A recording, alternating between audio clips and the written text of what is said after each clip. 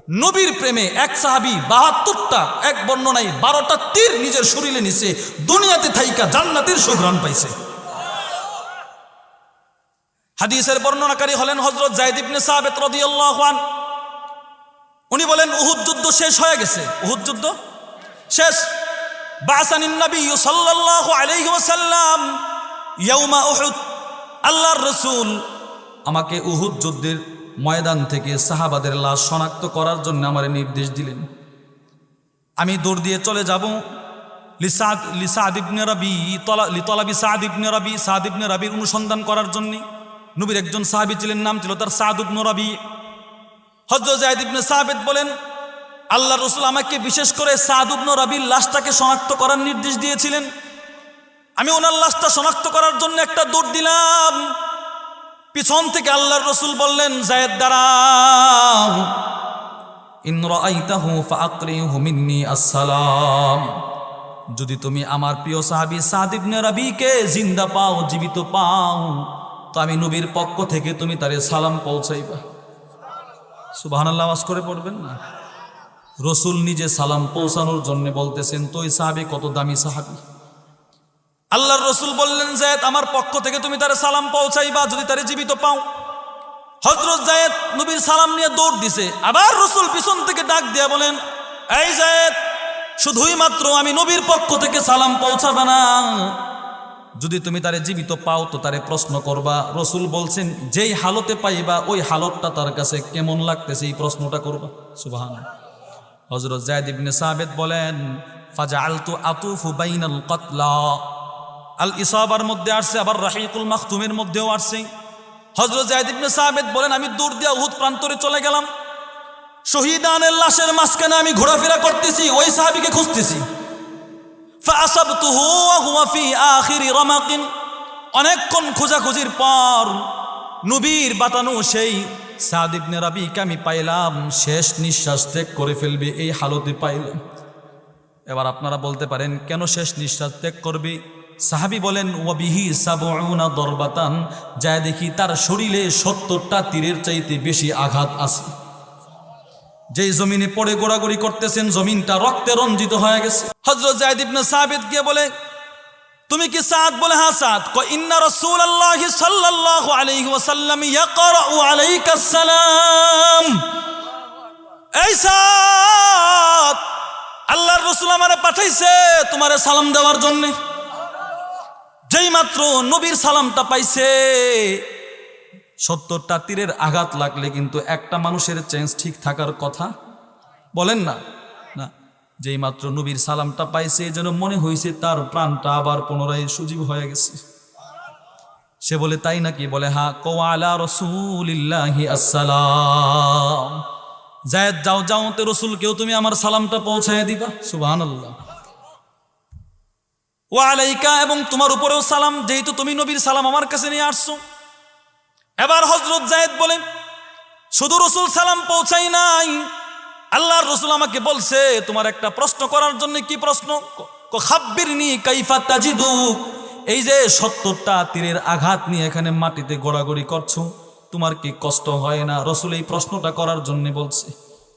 হযরত সাদ ইবনে রাবি কি জবাবটা দিছে শুনেন। সাদ ইবনে রাবি বলে, কুল্লাহু, তুমি রাসূলকে বলবা, ইয়া রাসূলুল্লাহ আজিদুরি হাল জান্নাহ, আমি ৭২টা বা ৭০টা তীরের আঘাত নিয়া এই উহুদ ময়দান থেকে জান্নাতুল ফেরদাউসের সুঘ্রাণ পাইতেছি। নারায়ে তাকবীর, নারায়ে তাকবীর, দিন ইসলাম, দিন ইসলাম। হযরত সাদ ইবনে রাবি বলেন, ৭০ তীরের আঘাত নিয়ে যদিও বাহ্যিকভাবে মাটিতে গড়াগড়ি করছি, কিন্তু বাস্তবিক পক্ষে আমি এখান থেকে জান্নাতের সুঘ্রাণ পাইতেছি। এই যে দেখেন, নবীর প্রেমে ৭০টা তীরের আঘাত নিছে, পুরস্কার হিসেবে কি পাইছে? দুনিয়াতে থাইকাই কিসের গ্রাণ পাইছে বলেন? জান্নাতে। আমি খুব সংক্ষেপে আলোচনাটা বোঝানোর জন্য বলছি। তাহলে ১ নাম্বার সেক্টর থেকে আমরা বুঝলাম, সমস্ত সাহাবারা নবীর জন্য জান কুরবান দিতে ১ সেকেন্ড বিন্দুম সময়ের জন্য তারা দ্বিধাবোধ করতেন? বলেন না, করতেন না? করতেন না বিধায় দুনিয়া থেকে জান্নাতের সুঘ্রাণ পাইছে। ২ নাম্বার সেক্টর ছিল সন্তান সন্ততি মা বাবার চাইতে রসুলকে বেশি। বলেন আওয়াজ করে, আপনারা আওয়াজ করে বলেন। সকলে মিলে বলেন, সামনে পিছনে সকলে মিলে বলেন, রসুলকে ভালোবাসতে হবে। সমস্ত সাহাবীর ভিতরে নিজের বাবার চাইতে রসুলের ভালোবাসা কম না বেশি ছিল? এই কথাটা বোঝানোর জন্য দুইটা হাদিস বলবো। প্রথম হাদিস মাজমাউজ জাওয়াইদ ওয়া মানবাউল ফাওয়াইদ, আল্লামা নুরউদ্দিন আল হাইসামি রাহিমাহুল্লাহর জগৎ বিখ্যাত হাদিসের কিতাব, হাদিস নাম্বার 15761 নাম্বার হাদিস। হাদিসের বর্ণনাকারী সাহাবী হযরত আবু হুরায়রা রাদিয়াল্লাহু তাআলা আন, উনি বলেন নবীর একজন সাহাবী ছিলেন, নাম আব্দুল্লাহ। বলেন নাম কি? আবার বলেন। এই আব্দুল্লাহ কার ছেলে জানেন? হাই হাই, মুনাফিকের সর্দার আব্দুল্লাহ ইবনে উবাই ইবনে সুলুলের সন্তান। ছেলের নামও আব্দুল্লাহ, বাবার নামও আব্দুল্লাহ। বলেন কি বললাম? ছেলের নামও কি, বাবার নামও কি? তবে পার্থক্য হচ্ছে ছেলে আব্দুল্লাহ সাহাবী, ছেলে আব্দুল্লাহ কি খাঁটি সাহাবী, আর বাবা আব্দুল্লাহ মুনাফিকের সর্দার। হযরত আবু হুরায়রা বলেন, আল্লাহর রাসূল মাররা রাসূলুল্লাহ সাল্লাল্লাহু আলাইহি ওয়াসাল্লাম আলা আব্দুল্লাহ ইবনে উবাই ইবনে সুলুল, নবীজি আব্দুল্লাহ ইবনে উবাই ইবনে সুলুলের পাশ দিয়ে যাচ্ছিলেন। রাসূল যাওয়ার সময় ওহুয়া ফি জিল্লিন, মুনাফিকের সর্দার আব্দুল্লাহ রাস্তার একটা গাছের ছায়ার নিচে বসা। তো একাধিক মানুষ হেঁটে গেলে জমিন থেকে কিঞ্চিত পরিমাণ ধুলাবালি উড়ে কি ওড়ে না? বলেন। ও রসুলকে কটাক্ষ করে বলে কি, ছি ইবনে আবি কাবাসা, মুহাম্মদের ছোট লোক, মুহাম্মদের পায়ের ধুলা আমাদের শরীরে, ছি। রসুলকে কটু ভাষায় রসুলকে অপমান করছে। কি করছে বলেন? অপমান। কিন্তু আশ্চর্য, ওই নবীর সাহাবীর জামাতের ভিতরে আবার ওর ছেলে সাহাবী আব্দুল্লাহও ছিল। সুবহানাল্লাহ পড়ে না? ছেলে সাথে সাথে বলে, ইয়া রাসূলুল্লাহ আল্লাযী আকরামাকা, যেই রব আপনাকে সম্মান দান করেছেন, ওয়া আনজালা আলাইকাল কিতাব, যেই রব আপনার উপরে কিতাব নাজিল করছেন, ওই রবের কসম, লা ইন শি'তা লা আতাইতুকা বিরাসি, ওগো আল্লাহর রাসূল, আপনি যদি এখন আমারে নির্দেশ দেন, একটা আঘাত করে বাবার মাথাটা আপনার পায়ের সামনে ঢিল দিয়ে ছুড়ে দিব। বাবার চাইতে ভালোবাসা কম না বেশি ছিল? আওয়াজ করে বলেন, বেশি ছিল। নিজের বাবা কিন্তু শুনতেছে সব, বলছে বাবার মাথাটা কেটে নিয়ে আসবে। এজন্য আল্লাহর রসুলকে কখনো কখনো ছোট ছোট সাহাবারা, ছোট ছোট পিচ্চি সাহাবী, এরাও গিয়া বলতো, ইয়া রাসূলুল্লাহ, সবার চাইতে আপনার বেশি ভালোবাসি। মাজমাউজ জাওয়াইদ ওয়া মানবাউল ফাওয়াইদের হাদিস নাম্বার 15969 নাম্বার হাদিস। হাদিসের বর্ণনাকারী সাহাবী হলেন হযরত হুসাইন ইবনে ওয়াহরুহ রাদিয়াল্লাহু আন। নবীর একজন সাহাবী ছিলেন, খুব খেয়াল করে শুনবেন, দেখেন কি প্রেম। পিচ্ছে একটা সাহাবী, নাম ছিল তার তলহা। হুসাইন ইবনে ওয়াহরুহ বলেন, আল্লাহর রাসূল মক্কা থেকে হিজরত করে মদিনায় আসবেন। মদিনার নারী পুরুষ নির্বিশেষে সকলেই রসুলকে অভ্যর্থনা জানানোর জন্য মদিনার মূল গেটে চলে যাইতেন। সকালবেলা বাচ্চাদেরকে নিয়ে মদিনার শহর গেটে দাঁড়ায় থাকতেন। আল্লাহর রসুল আসলে সকলে অভ্যর্থনা জানাবে, অভিনন্দন জানাবে। সকল সাহাবারা বাচ্চাদেরকে নিয়ে দাঁড়ায় থাকতেন, কিন্তু রসুল আসে না। সকাল থেকে বিকাল পর্যন্ত এরা দাঁড়ায় থাকে, আল্লাহর রসুলের আসার কোনো খোঁজ নাই। পিচ্ছি পিচ্ছি বাচ্চারা এদের বাবাকে বলতো, বাবা কই নবী না আসার কথা, কই আসলো না তো। সুবহানাল্লাহ। সাহাবারা বলতো, বাবা ধৈর্য ধরো, রসুল আসবে আসবে আসবে, রহমাতুল লিল আলামিন অবশ্যই আসবেন। চলে যাইতো। পরের দিন আবার আসতো, আবার দাঁড়ায় থাকতো, আসতো না, আবার চলে যাইতো। মদিনার মহিলারাও খেজুর চাউনির ফাঁক দিয়া রসুলকে এক নজর দেখার জন্য দাঁড়ায় থাকতো। একদিন আল্লাহ রসুল তো এসেই পড়লেন। নবীর একজন সাহাবী নাম তলহা, ও নিজের বাবার হাতের আঙ্গুল ধরে দাঁড়ায় ছিল। ও দূর দিয়া নবীর সামনে চলে গেছে। হযরত হুসাইন ইবনে ওয়াহরুহ বলেন, আন্না তলহা ইবনুল বারা লাম্মা লাকিয়ান নবী সাল্লাল্লাহু আলাইহি ওয়াসাল্লাম, হযরত তলহা ইবনুল বারা যখন নবীর সাথে সাক্ষাৎ করতে গেলেন, গিয়ে বলে, ইয়া রাসূলুল্লাহ, আমি আপনাকে পৃথিবীর সকলের চাইতে বেশি ভালোবাসি। অথচ পিচ্চি সাহাবী, পিচ্চি সাহাবী। আল্লাহর রসুল বলেন, প্রমাণ কি? কুমুরনি বিমা আহবাবতা ফালা আসি লাকা আমরা। ওগো নবী, আমি যে আপনারে ভালোবাসি ওইটার প্রমাণ দেখতে গিয়ে আপনি আমারে এখন যেই আদেশটা করবেন ওই আদেশটাই আমি পালন করব, অমান্য করব না। আল্লাহর রসুল ফাআজিবান নবী সাল্লাল্লাহু আলাইহি ওয়াসাল্লাম লিযালিক ওয়া হুয়া গোলাম। আল্লাহর রসুল তার এই বিস্ময়কর বক্তব্য শুনে রসুল আশ্চর্য হয়ে গেলেন। হাই হাই, পিচ্চি সাহাবী, ছোট বাচ্চা, ও কি বলে রে? আল্লাহর রসুল রসিকতা করতে গিয়ে বলেন, ইযহাব ফাকতুল আবাকা, আচ্ছা যাও দৌড় দাও, তোমার বাবার মাথাটা কাইটা নিয়ে আসো দেখি, যদি আনতে পারো বুঝবো আমারে বেশি ভালোবাসো। হযরত হুসাইন ইবনে ওয়াহু হাদিস বর্ণনাকারী সাহাবী বলেন, নবী যেই মাত্র নির্দেশটা দিলেন, হযরত তলহা নবীর দরবার থেকে একটা দৌড় দিছে, নিজের বাবার মাথা কাটার জন্য দৌড় দিয়া দিছে। আল্লাহর রাসূল পিছন থেকে ডাক দিয়ে বলে, তলহা থেমে যা, ইন্নী লাম উবাআতু বিকাতিআতি রাহিমিন, তলহারে আমি তো বাপ সন্তানের সম্পর্ক বিচ্ছেদের জন্য আমাকে প্রেরণ করা হয় নাই। বুঝেছি ভালোবাসাই তুই ফার্স্ট ডিভিশনে পাস হয়েছিস। তলহা তুই যেহেতু আমারে ভালোবাসছ, যা আমি রসুলও কথা দিলাম আমিও তোরে ভালোবাসি। আল্লাহ রসুল কতটা ভালোবাসছে দেখেন। সাহাবী হযরত হুসাইন বলেন, ফামারিদা বা'দা যালিকা তলহা, এর কিছুদিন পরে তলহা অসুস্থ হয়ে যায়। এতটাই অসুস্থ হয়ে গেলেন যে আল্লাহর নবীর দরবারে আর তলহা আসতে পারে না। এবার হযরত সাহাবী হুসাইন ইবনে ওয়াহু বলেন, আল্লাহর রসুল তলহার প্রেমে ফাআতাহু হাত্তা ইয়াউদ, তলহার প্রেমে রসুল তার বাড়িতে চলে গেলেন, তার ইয়াদাতুল মারিদ করার জন্য, রোগী দেখার জন্য চলে গেছে। আল্লাহর রসুল তলহারে দেখা যা বুঝলেন তলহা আর বেশি দিন পৃথিবীতে বাঁচবে, বলেন না বাঁচবে। আল্লাহর রসুল ফালাম্মান সরাফা, রসুল যখন তারে দেখা ফিরে চলে আসবে, তলহার পরিবারের লোকদেরকে একত্রিত করে বললেন, লা আরা তলহা ইল্লা ওয়া কদ হাদাসা বিহিল মাউত, এই তলহার পরিবারের লোকেরা শোনো, ধৈর্য ধরো। তলহার অবস্থা দেখে যা বুঝলাম, তলহা হয়তো পৃথিবীতে আর বেশি দিন বাঁচবে না, চলে যাবে। রসুলের মহাব্বত দেখেন। এবার রসুল বলেন, যদি আমার তলহা মারা যায়, ফাআদিনুনি, তোমরা আমার সাথে সাথে সংবাদ দিবে। কেন সংবাদ দিবে? হাত্তা আশহাদাহু ওয়া উসাল্লি আলাইহি, আমি যেন তলহার কাফন দাফনের সময় উপস্থিত থেকে তার জানাজার নামাজের ইমামতি করতে পারি। ছোট্ট সাহাবীর প্রেমে রসুল কতটা মশগুল হয়ে গেলেন, তার জানাজা পড়ানোর জন্য রসুল রাজি হয়ে গেলেন। আর রসুল যেই সময়টাই গিয়েছিলেন, হাদিসে পাকে আছে ওই সময়টা ছিল শীতের রাত্রি, আবার ওয়াফি গাইমিন, কুয়াশা প্রচন্ড, ও বারদিন, ঠান্ডা প্রচন্ড, ঠান্ডা শীত কুয়াশা তিনটাকে উপেক্ষা করে রসুল মুহাব্বতে চলে গেছিলেন। আল্লাহর রসুল এই কথা বলে আমাকে জানাইবা, এই কথা বলে রসুল ফিরে আসতেছেন। হযরত তলহা তার পরিবারের লোকদেরকে ডাক দিয়ে বলেন, বাবা মা, আমার মহাব্বত, আমার মাহবুব, আমার রসুল আমার ব্যাপারে কি বলে গেল সত্য করে বলো। মা বাপ বলে, তোর কত খুশনসিব, রসুল আমাদেরকে বললেন তোর মৃত্যুর পরে যেন রসুলকে সংবাদটা দেওয়া হয়, নবী নাকি তোর জানাজার নামাজের ইমামতি করবে। হযরত তলহা দেখেন, আমরা তো সুবহানাল্লাহ পড়েছি, হযরত তলহা বলেন না, লা তাদউ রাসূলুল্লাহি সাল্লাল্লাহু আলাইহি ওয়াসাল্লাম ফাইন্নী আখাফু আলাইহিল ইয়াহুদ, না না না, আমার মৃত্যু রাত্রি হয়ে গেলে ইদফিনুনি, তোমরা আমার দাফন করবা, ও আলহিকুনি বিরব্বি, আমাকে আমার রবের সাথে কবর মিলিয়ে দিবে। রসুলকে তবু ডাক দিবা না। পরিবারের লোকেরা বলে, মাথা খারাপ তোর, রসুল তোর জানাজা পড়াবে, রসুল তোর ইমামতি করবে, তুই না করস কেন? তলহা বলে, না, আমার এলাকায় আসতে কয়েকটা ইহুদিদের গোত্র পাড়ি দিয়ে রসুলকে আসতে হবে। রাত্রেবেলা যদি রসুল আমার জানাজা পড়ানোর জন্য আসতে গিয়া ইহুদিদের পক্ষ থেকে নবীর উপরে আঘাত লাগে, আমি তলহা কবরে গিয়েও শান্তি পাবো না,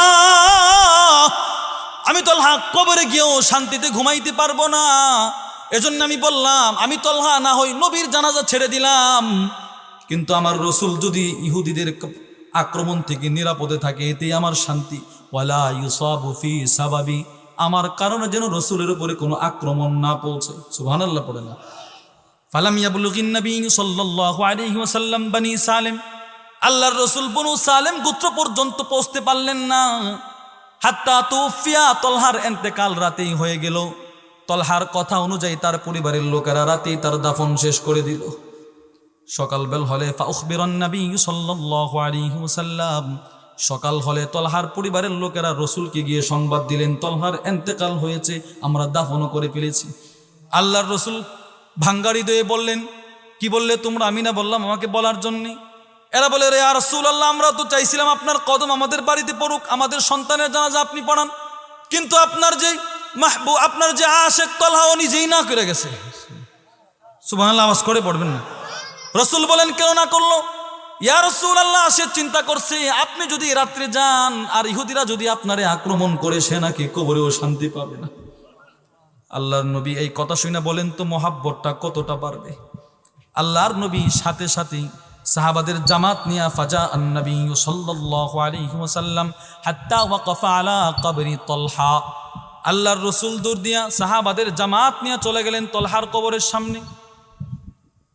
আল্লাহর রসুল তলহার কবরের সামনে গিয়ে দাঁড়ায় গেলেন। ওয়াসাফফান নাস মাহু, সাহাবাদের জামাতকে নবীর পিছনে দাঁড় করাইলেন।